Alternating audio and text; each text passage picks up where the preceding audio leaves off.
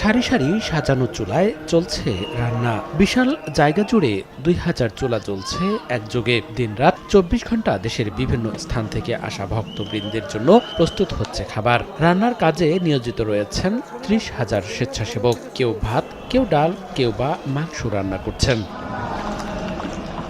রান্নার আয়োজন শুরু হয়েছে শুক্রবার দুপুর থেকে, একটানা চলবে মঙ্গলবার পর্যন্ত।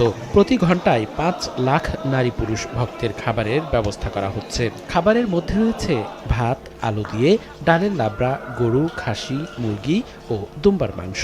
মুসলমান সম্প্রদায়ের ভক্তবৃন্দ ছাড়াও অন্য ধর্মের মানুষের জন্য রয়েছে আলাদা রান্নার আয়োজন। এই উপমহাদেশে অনেক নবী রাসূল মধ্যপ্রাচ্য পাইছি, কিন্তু এই উপমহাদেশে আমরা ওলি আল্লাহ নবী রাসূল আর পাই নাই, ওলি আল্লাহ পাইছি। ওলি আল্লাহদের খেদমতে আপনার দিলের ময়লাগুলা দূর হয়, তারপরে নবীর মহব্বত সৃষ্টি হয়, পয়দা হয়, এগুলোই আমরা পেয়ে থাকি। সাধারণত এই মহব্বতটুকু অর্জনের জন্যই লক্ষ লক্ষ মানুষ দরবার শরীফগুলোতে খেদমত করে থাকে।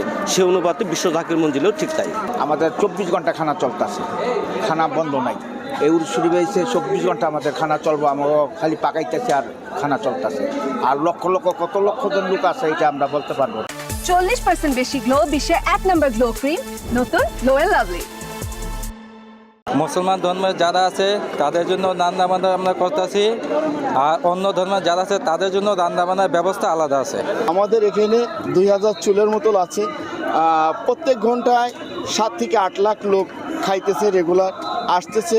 এখানে 30-40 হাজার কর্মী আছে, সবসময় খেদমত করবো লাগছে দিন রাত 24 ঘন্টা। 40,000-এর উপরে কর্মী আছে। আমরা প্রতিবারই এই একই নিয়মে খেদমত করি। শরীফ উপলক্ষে 4 দিন ব্যাপী এখানে তাবার বিতরণ করা হয়, এবং খাজা বাবা একই কথা বলছিলেন যে এখানে মেহমান আসার পূর্বেই আল্লাহ তার বান্দাদের জন্য খাবার এখানে মজুদ রেখে দেন। রান্নার পর সারিবদ্ধভাবে রাখা হচ্ছে খাবার, সেখান থেকে নিয়ে যাওয়া হচ্ছে নির্দিষ্ট জায়গায়। সারিবদ্ধভাবে ভক্তরা মাটির প্লেটে নিচ্ছেন তাদের খাবার। খাওয়া শেষে মাটির প্লেট ধুয়ে রাখছেন নির্দিষ্ট জায়গায়। এত ভক্তের সমাগম হলেও নেই কোনো বিশৃঙ্খলা। ওরস উপলক্ষে কয়েক কিলোমিটার এলাকাব্যাপী তাঁবু স্থাপন করা হয়েছে। দেশ বিদেশের বিভিন্ন প্রান্ত থেকে সড়ক, রেল ও নৌপথে বিভিন্ন যানবাহনে চেপে ভক্ত আশেকানরা সমবেত হয়েছেন। ওরসে আসা সকলের জন্য তবারকের পাশাপাশি রাত যাপনের ব্যবস্থাও রয়েছে। নিরাপত্তার জন্য নেওয়া হয়েছে বাড়তি ব্যবস্থা।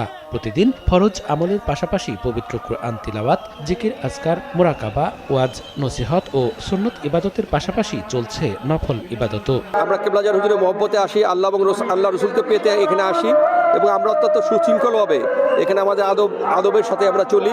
যে সমস্ত জাকের বেড়া আসে এবং ভক্তরা আসে, তারা অত্যন্ত আদবের সাথে এবং সুশৃঙ্খলভাবেই এখানে অবস্থান করে, এবং একইভাবে তারা বাড়ির পথে রওনা হয়ে যায়। আগামী মঙ্গলবার ফজর নামাজ বাদে তরিকতের নিয়মিত যে কাজ আছে, আমল আছে, সে আমলের পরে কেবলাজান হুজুরের এই রওজা শরীফ জিয়ারতের পরে বিশ্ব শান্তি কামনায় এবং সারা পৃথিবীর মানুষের কল্যাণ কামনা করে মুনাজাতের মধ্য দিয়ে ওরস শরীফের আনুষ্ঠানিক সমাপ্তি হবে। শনিবার ফজরের নামাজের মধ্য দিয়ে শুরু হওয়া ওরস মঙ্গলবার বিশ্বব্যাপী মঙ্গল কামনা করে আখেরি মোনাজাতের মধ্য দিয়ে শেষ হবে।